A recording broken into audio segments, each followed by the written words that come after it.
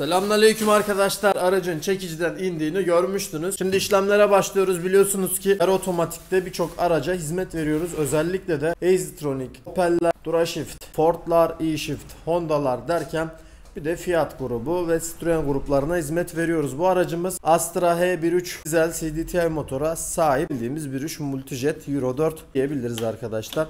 Aracımızın çekiciyle geldi. F hatası, şanzıman F hatası, yani genel anlamıyla fault dediğimiz hata ile bizlere geldi. Çekiciden indiğini görmüştünüz. Şanzımanı indireceğiz. Biz komple bakım yapıyoruz. Neden? Bir daha müşterilerimiz arızayla karşılaşmasın diye. Çünkü bize gelenler genelde şehir dışından oluyor, uzaktan oluyor. Bu araçta karşıdan geldi arkadaşlar. Esenler'den geldi, aynen. Esenler'den geldi. Esenler'le de bizim aramız bayağı bir var. Çekiciye koydu, güvendi, gönderdi. İşlemlere başlamadan önce tabii ki de robot bölümü elden geçecek. Şanzıman baskı balata elden geçecek. Gördüğünüz gibi buralarda komple yağ kaçakları var. Her zaman görüyoruz bu sorunları.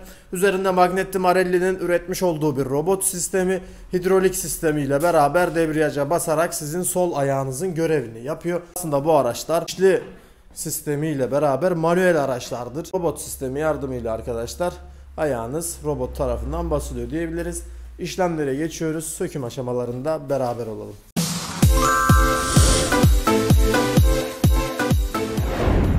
Ayakları ayarladıktan sonra hemen aracı kaldırıyoruz.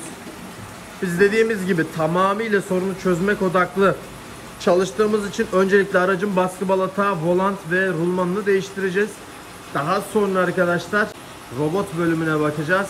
Yağlarına bakacağız ama alttan koruması varsa korumasını, alt takımı, sonra da üstten motor kulağını, sonra şanzımanı alacağız. Bakalım nelerle karşılaşacağız. Astra H'lerin bazı modellerinde 5 pijon gördüğünüz üzere çıkarken bazılarında 4 pijon çıkıyor. Genellikle 4 pijon eski modellerde çıkar. Üzerlerindeki kapakları alıyoruz.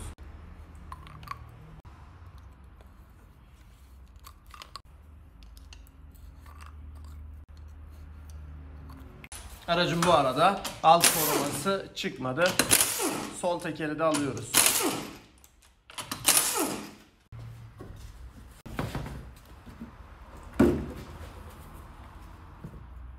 Alt takımı sökmeyle başladık. Sol tarafı aldık. Şimdi rotilin salıncağın arkadaşlar cıvatasını söktük.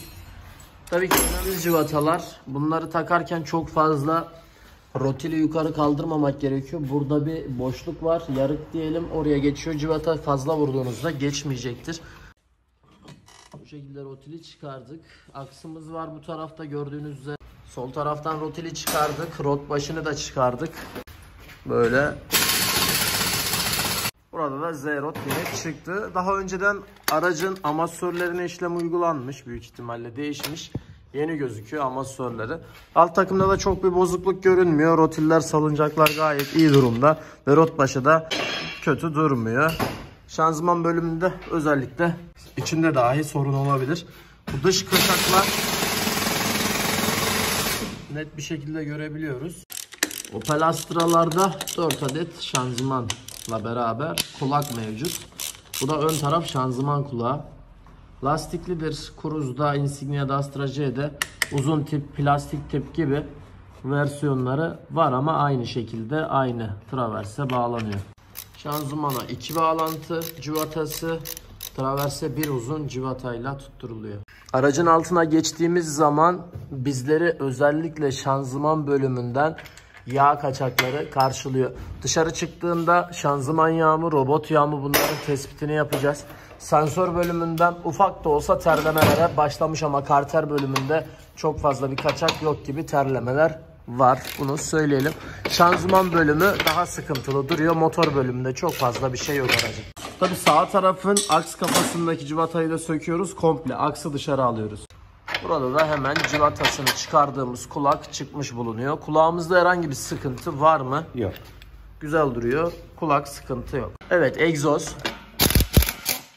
Egzozun katalizörle olan bağlantısını kestik. Geriye doğru çıkacak. Tabi geriye doğru çıkarabilmek için egzoz lastiklerini orta bölümden ayırıyoruz. Ve komple arkadaşlar çıkıyor. Böyle gösterelim. Böyle. Evet, egzozu bu şekilde komple sarkıttık ve egzoz bölümüyle işimiz bitti. Bu da arka.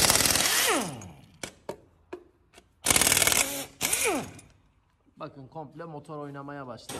Bu da bizim arka kulağı tutan bağlantı ayağı. Arka kulak burada. Bu da bağlantı ayağıyla beraber 3 civatayla şanzımana sıkılıyor. Keçede de büyük ihtimalle sorun gözüküyor. Bir tane kablo tutucu ayağımız var. 3 tane civatadan sonra bakın. Bak bu. Onu sökmemiz gerekiyor, yoksa komple bağlantı ayağını alamayız. Burada soketi tutan bir ayak.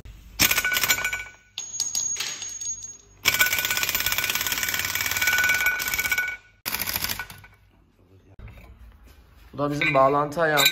Koskoca bir bağlantı ayağı. Ne gerek vardı bu kadar büyüye bilmiyorum ama bu şekilde bir tasarım yaptıktan sonra şanzımanın arka bölümü açıldı. Üstte marş dinamamız var. Marş dinaması açık bir şekilde görünüyor. Daha önce işlem yapılmış mı bilmiyorum ama temiz duruyor marş dinaması. Evet, sıra geldi aksın orta rulmanında tutan 3 torksluk civatayı sökmeye.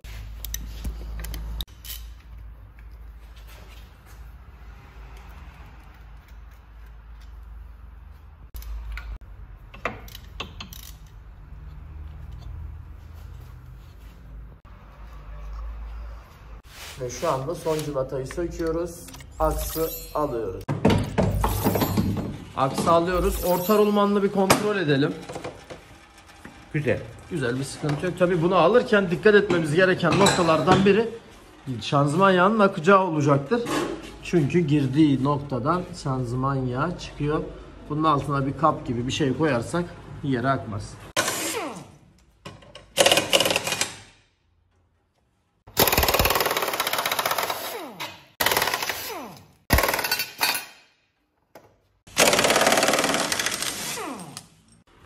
Sağ taraf krank kasağının koruma bagaltini söküyoruz. Normalde bunlar torks olur baba. Torks olur. 8'lik takmışlar da. 8'lik tabii. Yani şanzıman sökerken bunu niye sök? Krank kasağıyla bir işimiz yok. Ama burada ne yapacağız? Travesi tutan bir vidamız var. Yani bunun karşılığı. Birazdan göreceğiz onu.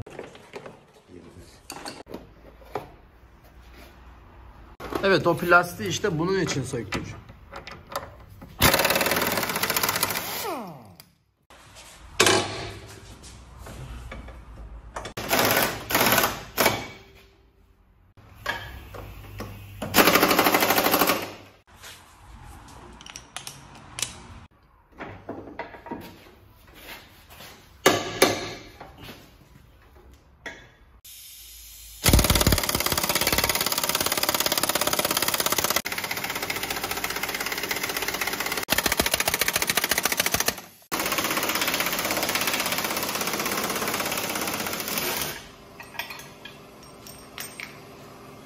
Akan şanzıman yağı kapkara olmuş, simsiyah bir pozisyonda. Tabii ki yerden daha iyi anlayabiliriz. Şu an boşalıyor. Şöyle baktığımızda simsiyah bir şanzıman yağı olmuş. Koyarken zaten az çok 75-80. Yağ bilenler bilir, sapsarı bir yağdır. İçindeki de kızarmış bir şanzıman yağı.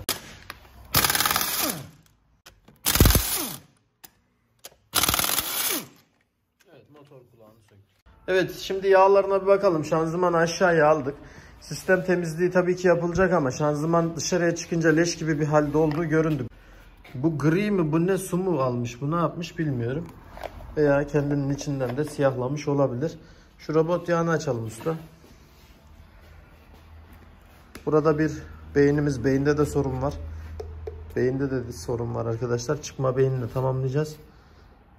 Evet, bunun içinde yağ var ama nasıl bir yağ bilmiyorum. Dışarıda aynen sistemi komple elden geçiriyoruz.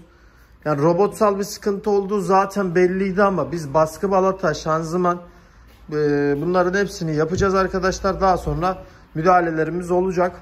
Şu an için herhangi bir yapacağımız işlemler yok. Tabii ki bir sökme aşamaları olacak. Daha sonra yeni parça temini ve daha sonra da dizilim, toplanım ve ayarlarına geçeceğiz. Ve sizle beraber toplayacağız. Ama dediğim gibi şanzımanın yani hiç iyi bir tarafı yok. Evet, beyinsel sıkıntı var. Bilgisayar girmiyordu. ECU sistemine bağlanamıyorduk.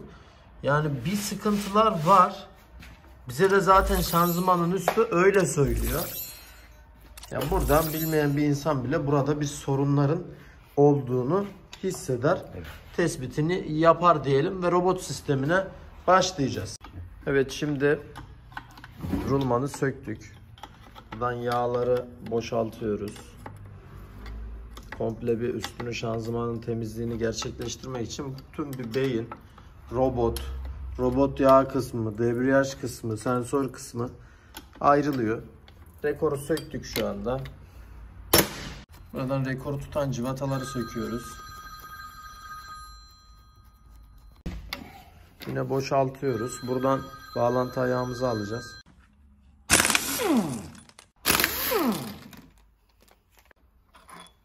Şimdi civataları söktük. 4 adet civata var. Komple bunu da ayıracağız ama çamurdan gelmiyor. Şimdi komple robotu da ayırdık. Büyük ihtimalle sıkıntılı bir robot. Dışarıya alıyoruz. Daha sonra tespitlerini yapacağız. Önce şanzıman etrafını boşaltıyoruz. Çok bir şey kalmadı. Basınç merkezimiz, tüpümüz ve pompa. Hemen alıyoruz. Özellikle bu robot yağının içine yanlış yağlar sürekli karşılaşıyor. Yanlış yağlar koyulduğu zaman yine sistemi bozuyor. Aracı vitese geçirmiyor. Siz de sorun arıyorsunuz. Küçücük bir yağ bile arkadaşlar. Bakın kızarmış. Normalde sarı olması gereken bir yağ. Tabi robot yağlarının da çeşitleri var. Bunun da altını çizelim. Her aracın farklı robot yağları var. Piyasada bulmak da biraz zor. Ama bu gördüğünüz üzere kızarmış bir robot yağı.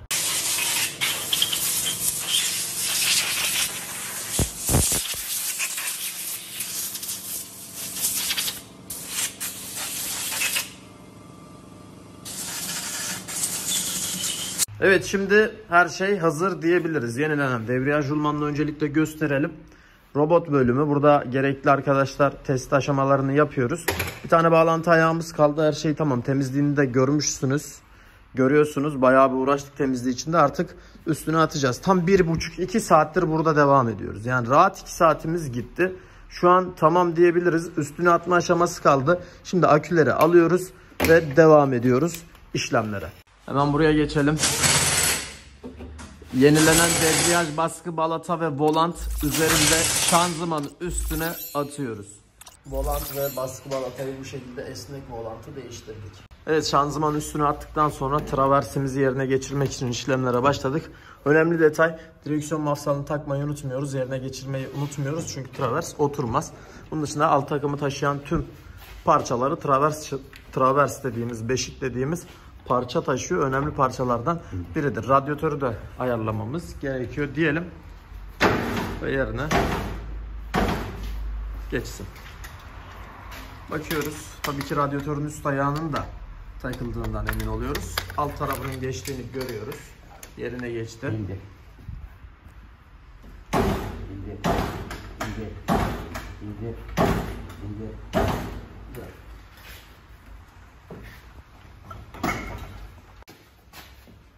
Sol taraftan sonra sağ tarafın ayarına bakıyoruz.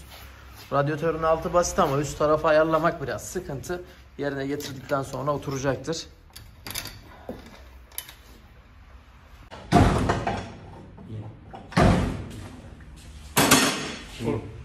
Orada geçti. Aç kaldı. Tamam, pullu civatayı verin.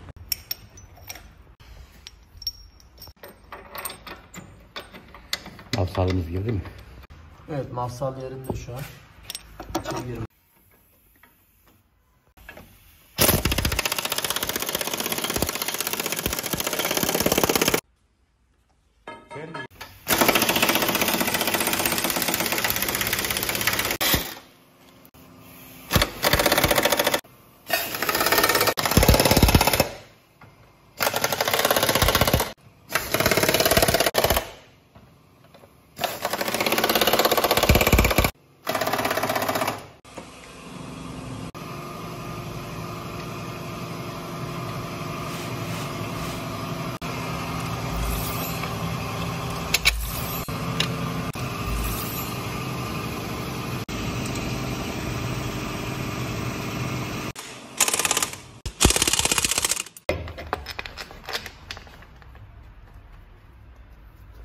Evet, burada da sökmüş olduğumuz ön taraf şanzıman kulağını takmaya başladık.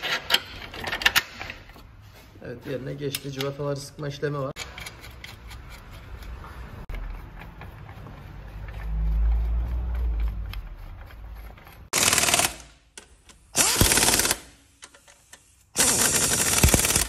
Tabii bağlantı ayağını sıktıktan sonra küçüklük, yani küçük olan 8'lik torksluk cıvatayı sıkmayı unutmuyoruz. Tesisatı tutuyor, önemli değil deyip geçebiliriz ama biz yine de orijinal gibi yerine takıyoruz. Evet, sağ taraf aks geliyor şu anda. Orta rulmanıyla beraber içeriye doğru gidiyor. Aksın orta rulman tarafını görüyorsunuz şu anda. Yerine getirdikten sonra cıvatasını 3 adet sıkıyoruz. Burada da yerleri mevcut. Tabi bunu geçirmeden önce altındaki burçların tam yerine yuvasına oturması gerektiğinin altında çizmiş olalım. Biraz da balans olacak, titreme yapacak. Tabi o da önemli detaylardan birisi. Zaten kavuştuğunu görüyorsunuz.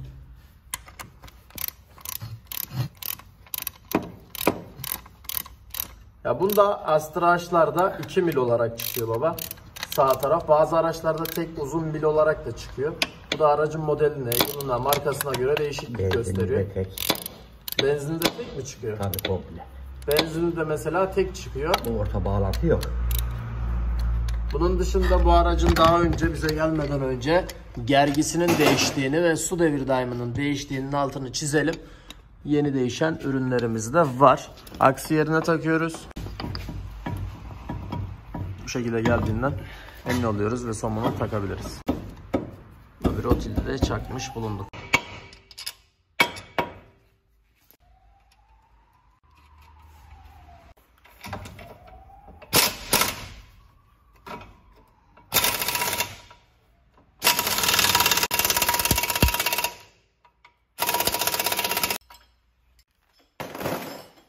Egzoz lastiklerini taktıktan sonra hemen egzozu da geçirme aşamasındayız.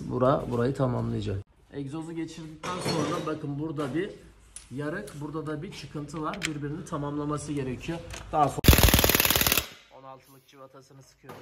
Şanzıman yağı için şanzıman yağ tapasının dolum tapa bölümünü açıyoruz. Torx bölümlü arkadaşlar. Bunu da boşalttıktan sonra alyan bölümlü. Bunu da söktükten sonra şanzıman yağının yenisini koyabiliriz artık.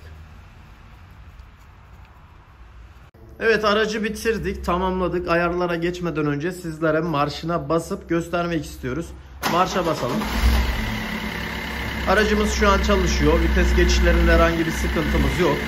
Çekiciyle geldi araba. Bakın şu an hareket ettirmeye çalışıyor bana. Çekiciyle gelmişti. Hatırlayanlar varsa yazılım ayarlarından sonra bir de yol yapacağız. Yani müşterimize vermeden önce uzun bir testi lazım. Çünkü bu tür şanzıman arızalarında ne olacağı hiç belli olmuyor arkadaşlar. Bu yüzden tam emin olduktan sonra, sorun çözüldükten sonra müşterimize teslimini gerçekleştiriyoruz. Şu an aracımızda herhangi bir sıkıntı yok. Yazılım, parametre yüklemeleri, adaptasyon, kalibrasyon ve uyarlama, toplam 4 veya 5 adet ayarı var bunun ve daha sonra işlem bitecek. Çekiciyle Esenler'den gelen aracımızın testini gerçekleştiriyoruz. Yarı otomatik vites F arızasıyla gelmişti.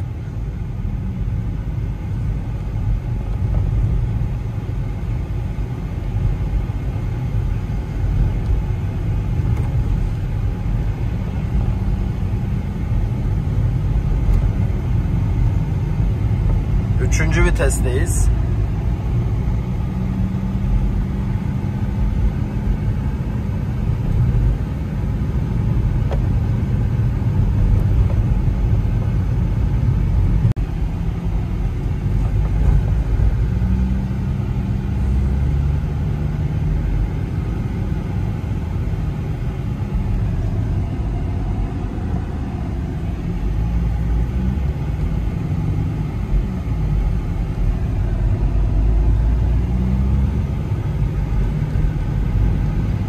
Bu arada tüm yarı otomatik sorunlarına bakıyoruz arkadaşlar. Opel araçlarının tam otomatik haricinde otomatik şanzımanlara da bakmadığımızı buradan belirteyim. Birçok müşterimiz otomatik şanzıman sorununu dile getiriyor ancak biz tam otomatikte sadece Opel araçlarına hizmet veriyoruz. Bunun dışında DuraShift, eShift, EasyTronic, Dual güç ve DSG şanzımanlara da hizmet verdiğimizi, ayrıca Citroen Peugeot gruplarındaki MCP şanzıman dediğimiz şanzımana da hizmet veriyoruz. Aracımızı bitirdik. Artık teslim etme aşamasına geldik. Bu şekilde de testimizi gerçekleştirdik. Umarım hoşunuza gider. Yarı otomatik araçları da rampa çıkarken arkadaşlar, örnek veriyorum, burada mesela manuel alırsak manuelde çıkmamız bizim için daha iyi olacaktır. Rampa iniş ve çıkışlarında manuelde çıkmamız gerekiyor. Videoyu beğendiyseniz kanala abone olmayı, videonun altına yorumlarınızı da yazmayı unutmayın. İyi seyirler dilerim.